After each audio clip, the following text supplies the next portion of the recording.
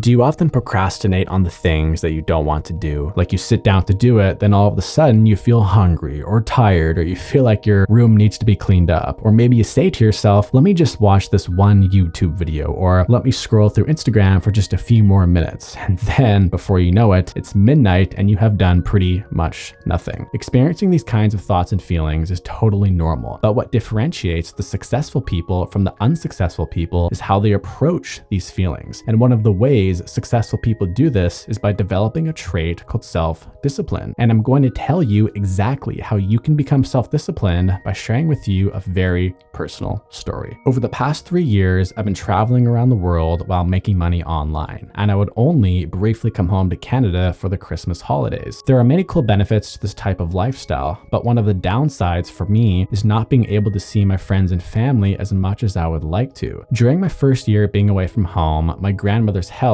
started to diminish to the point where she needed to be put into assisted living. And I remember driving to that old folks home after about a year of very little contact, not really knowing what to expect. And when I got there, I saw her sitting in this chair. And the first thing that I saw was how wrinkled her skin had become. And then I saw how gray her hair was and how skinny she had become. And then when I started to talk to her, I could tell that her cognitive abilities were starting to go. I don't even think she really fully knew who I was. And it wasn't easy for me to see her like that. It's hard to see someone who you used to have fun with or laugh with get to the point where they need help with their walking or eating or even just basic thinking. I know this is all a natural part of life, and I don't necessarily think it has to be all sad, but when I was there looking at my grandma, I couldn't help but feel distressed. I imagined myself becoming old and sitting in the same chair that she was in and also needing help with all those basic things. But the thing that truly made me feel distressed, aside from seeing her from the way she was just imagining myself being old and then reflecting back on my life and not being happy with what I did with it, or wishing that I had done something differently, like working harder to start that business or working harder to get that body that I always wanted. When I get to that later stage of life, I want to be able to reflect back on everything with a nice, calm, relaxed feeling of,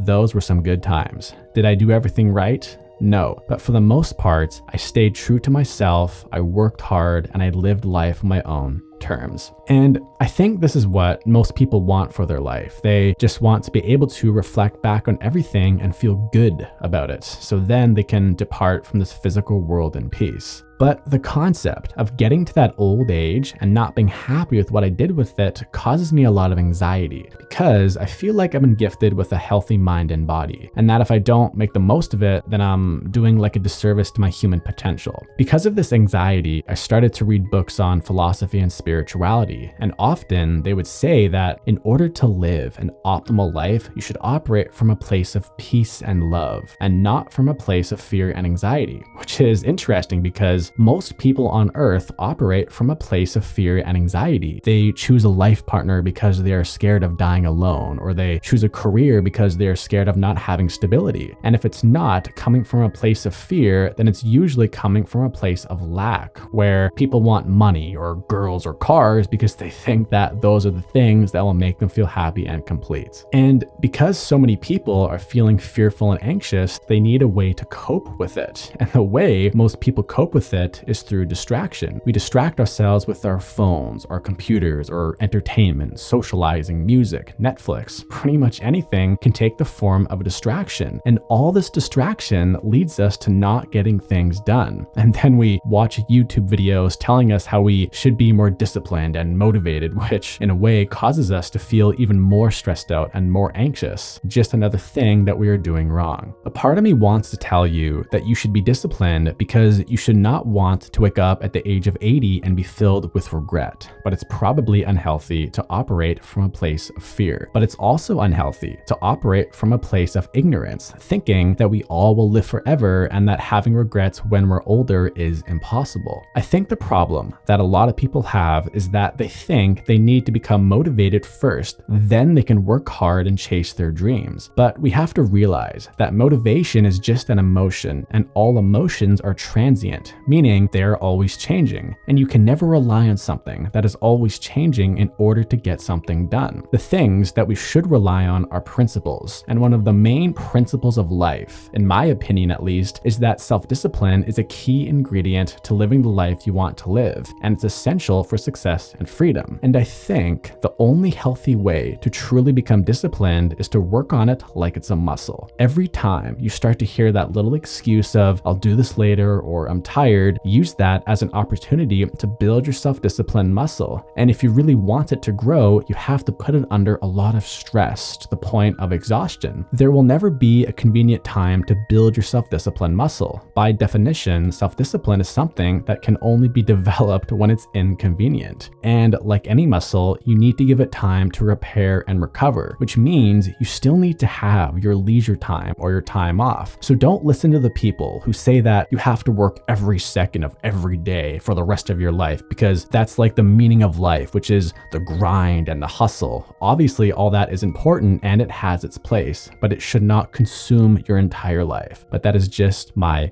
opinion. If you want to learn how I personally became self-disciplined, then click the video on the screen right now. You won't regret it. Thanks for watching, and I'll see you soon.